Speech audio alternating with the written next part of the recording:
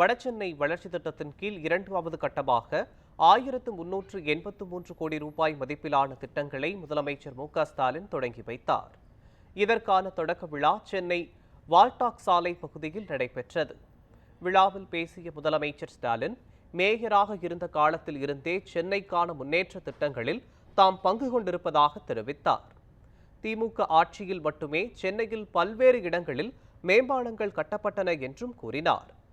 வடசென்னை வளர்ச்சிக்காக சென்னை பெருநகர வளர்ச்சி குழுமம் மற்றும் மாநகராட்சி சார்பில் பல புதிய திட்டங்கள் விரைவில் தொடங்கப்படும் என்றும் குறிப்பிட்டார்.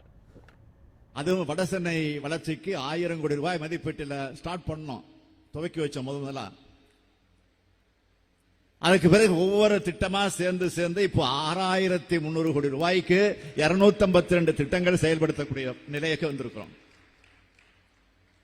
என்னென்ன திட்டங்கள் இதில் எடுத்துக்கொள்ளப்படுதுன்னா, பாதுகாக்கப்பட்ட குடிநீர், சீராக கழிவுநீர் செல்வதற்கான அமைப்புகள்,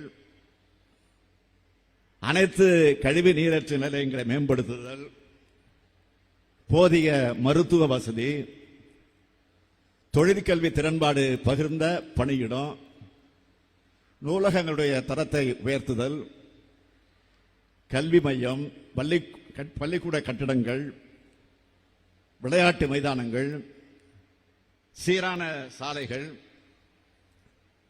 பூங்காக்கள், மின்விளக்கு வசதிகள், துணை மின் நிலையங்கள்.